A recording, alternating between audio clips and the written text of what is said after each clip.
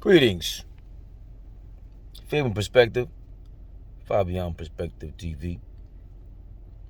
I think the Knicks are in a place now where I get it. I think we want to just figure out what to do, and I think we should be able to use or utilize what we've seen already in terms of what works and what doesn't work, not just with winning, but to be able to root for your team and root for players and root for people in administrative positions. This is why I'm such a, I remember Donnie Walsh. I'll always remember Donnie Walsh being on the Knicks because of what he did. Despite of, I don't know, any one of his flaws that he may have had during his Knicks tenure, my only one would be, I don't even know, not being able to deal with James Dolan or not being able to somehow politically persuade James Dolan to get a bigger position. But as a fan, I just feel like, are we not watching what's happening with the Lakers? Like I've stressed this over and over again. Do you think for a Laker fan, if you're a Lakers fan, is it worth the Anthony Davis deal? Where if you look at Lonzo Ball, look at Alex Caruso, Brandon Ingram, if I'm forgetting anyone.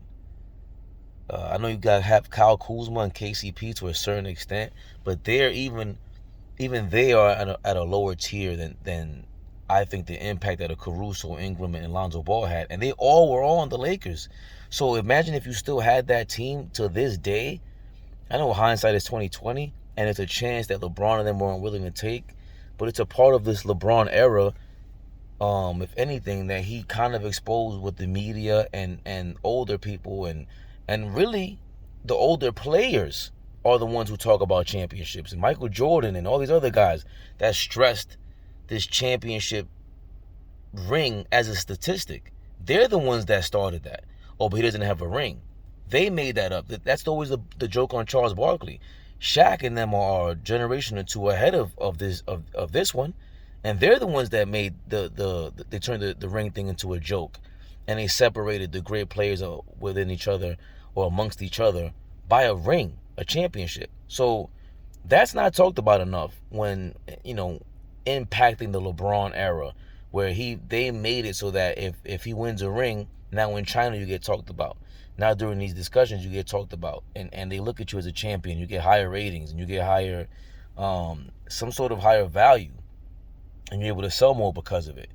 But if it's not manufactured the right way, it results in something like this, where Anthony Davis, he gets looked at totally different, barring his tenure being over, and they continue to build around him. If he's able to stay healthy as well, if he's able to do all these things, and they get to build around him and have the right players so that the fan base can root for him, I don't see how people would really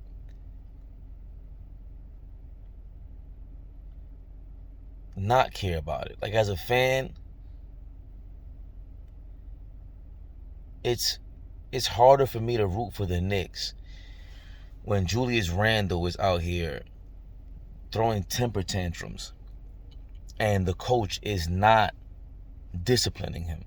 And this is supposed to be a disciplined coach, a coach that is nothing but discipline.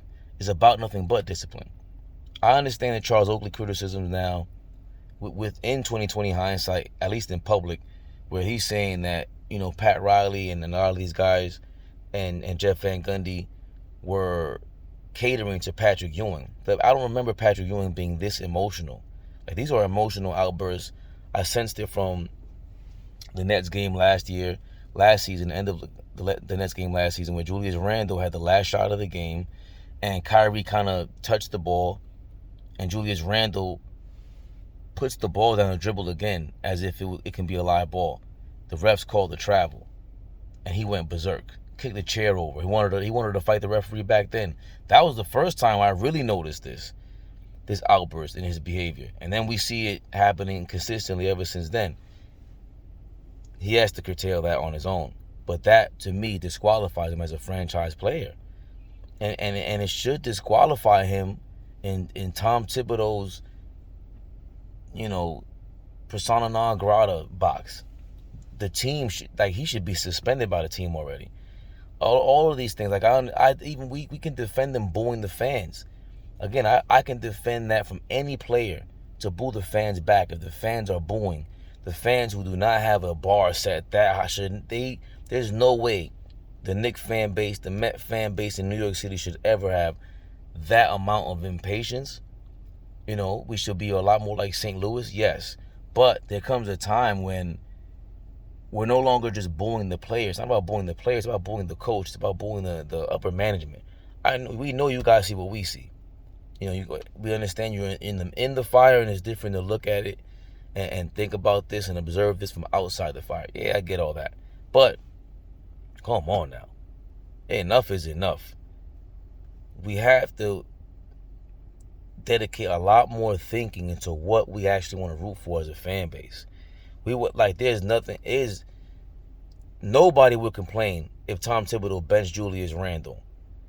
If they got rid of, I don't want to say get rid of Derrick Rose, but you want to allow these players time to mess up and fall on their face and see who's who and what's what. That's it. Is Tom Thibodeau the right coach for that? That I'm not sure of.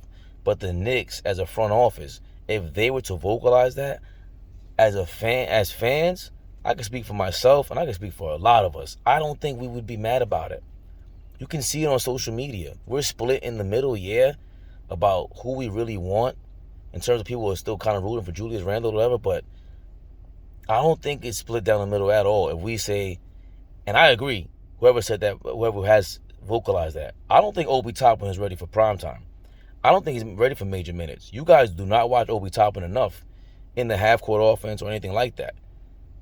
But he does need the time to be on the court and realize why he's not that guy. Or to realize why he may be that guy and he hasn't been given time or the opportunity to showcase that he is that guy. So far from what I've seen, he's not. He's a high flyer, energetic, highlight reel, great. Emmanuel Quickly, there is no reason why he should not be starting. That is insane at this point. He's shown, out of anyone, he's shown the most improvement. And to me, in my opinion, including R.J. Barrett. That's my opinion. He's been averaging more rebounds per game, at least 5 or 6 out of his last 8 or 10 games. Come on now, this guy, he's keeping his head up. He's being way more experimental and paying attention to what the defense is giving him. What more can you ask for? He's a second-year player. He doesn't have the expectations of an R.J. Barrett or Julius Randle. He doesn't have the expectations of any superstar. None of them. But he's improved. He's improving like other players that we want to see. He has that attribute. Out of anyone in life, what we want to see is someone trying to improve. In general, I don't care if you have a husband that's great, a wife that's great, bad or good. When they show improvement, we all acknowledge it and we all root for them more because of it. And Emmanuel Quickly, he ain't my husband or my wife, but he's definitely one of my favorite players on my favorite team in basketball. And I gotta acknowledge him and playing better. And I definitely want to see him starting. So